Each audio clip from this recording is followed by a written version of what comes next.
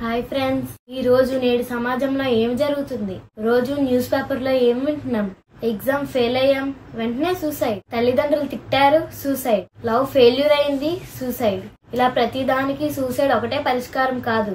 మీరు సాధించాల్సింది చాలా ఉంది. ఇంతకీ మీరు ఎవరిని బాధ పెట్టడానికి సూసైడ్ చేసుకుంటున్నారు? మీ తల్లిదండ్రులనా, లేక ప్రేమించిన అమ్మాయినా, లేక మీకు మీరే శిక్ష వేసుకుంటున్నారా? ఒక్కసారి వీడియో చివరి వరకు చూడండి. 100% సూసైడ్ చేసుకుందాం అనుకునే వాళ్ళు ఆ ఉద్దేశం మార్చుకుంటారు.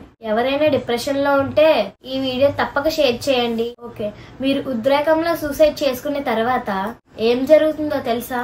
మీ అంత్యక్రియలకు కొన్ని గంటల తర్వాత ఏడుపులు ఆగిపోతాయి. వాళ్ళంతా మీ గురించి మాట్లాడుకోవడం మానేసి భోజనాలు ఎలా ఏర్పాటు చేసుకోవాలో దాని గురించి చర్చించుకుంటారు. పిల్లలు మళ్ళీ ఆడుకోవడం ప్రారంభిస్తారు. కొంతమంది టీ తాగడానికి బయటికి వెళ్తారు. కొంతమంది బంధువులు వాళ్ళ టూర్ ప్రణాళికను మొదలు పెడతారు. ఇంకొంతమంది భోజనాల్లో ఉప్పు ఎక్కువైందా లేక తక్కువైందా అని చర్చించుకుంటారు. ఏదో ఒక బంధువు పెట్టిన ఖర్చుపై అసంతృప్తిగా ఉంటాడు. మెల్లగా జనాలందరూ వెళ్లిపోవడం. కొన్ని రోజుల తర్వాత ఏమవుతుందంటే, నీ చావు గురించి తెలియని వాళ్ళు నీ ఫోన్ కి ఎక్కడా అని మెసేజ్ వస్తాయి. మీ ఆఫీస్ లో, మీ ప్లేస్ లో పని చేయడానికి వేరే కొత్త వ్యక్తిని నియమించుకుంటారు. మీ ఫేస్బుక్ ఫ్రెండ్స్ మీరు పెట్టిన చివరి పోస్ట్ ని మళ్ళీ ఒకసారి చూసి బాధపడతారు.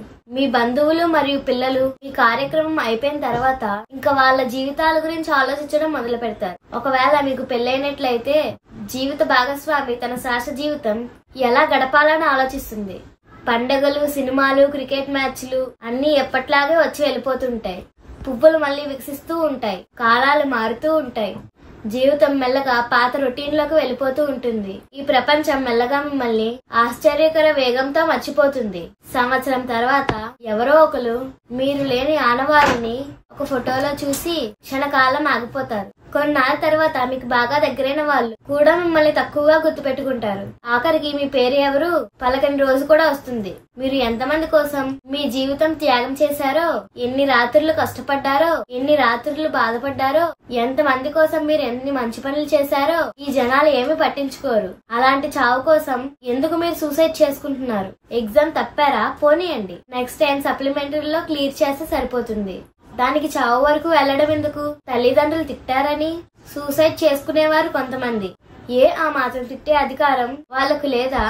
నవమాసాలు మోసి నిన్ను కడుపులో ప్రేమతో ఉంచుకొని తన చావును కూడా లెక్క చేయకుండా నీకు జన్మనిచ్చే తల్లి ఒక్క మాట అంటే తప్ప, ఎల్లప్పుడూ నీ బాగోగుల గురించి ఆలోచించి నిన్ను ప్రయోజకునిగా చూడాలని కలలు కనే నీ తండ్రి ఒక్క మాట అంటే తప్ప, వాళ్ళు ఏమి చెప్పినా మీ మంచి కోసమే కదా.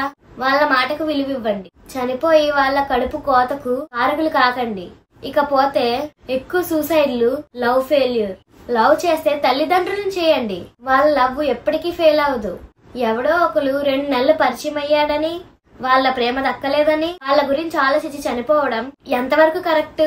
నువ్వు చనిపోయినంత మాత్రాన నువ్వు ఎవరి వల్ల చనిపోయావో వాళ్ళు నీ గురించి ఒక్క నిమిషం కూడా ఆలోచించరు. అప్పుడు బాధపడేది నీ తల్లిదండ్రులే. అప్పుడు కూడా వాళ్ళ కడుపు కోతకు నువ్వే కారణమవుతావా? ఈ రోజుల్లో ఎవరి జీవితాలు వాళ్ళవి. దాని గురించి మనం ఎవరి కోసం మన చావును కొని తెచ్చుకోకూడదు.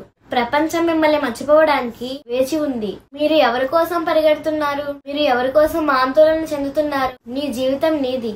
దాన్ని ఇతర అభిప్రాయాల కోసం త్యాగం చేయకండి. బంధుత్వాల కోసం నలిగిపోకండి. జీవితం ఒక్కసారి మాత్రమే వస్తది. దాన్ని సజీవంగా, సంపూర్ణంగా మీ మనసుకు నచ్చినట్లు జీవించండి. ఈ వీడియో చూసి ఇక దయచేసి ఎవరు సూసైడ్ చేసుకోకుండా ఉంటారని ఆశిస్తున్నాను. ఈ వీడియో మీకు నచ్చినట్లయితే ఒక లైక్ చేసి షేర్ చేయండి. మరో మంచి వీడియోతో మళ్ళీ కలుద్దాం. అంతవరకు సెలవు. Bye bye.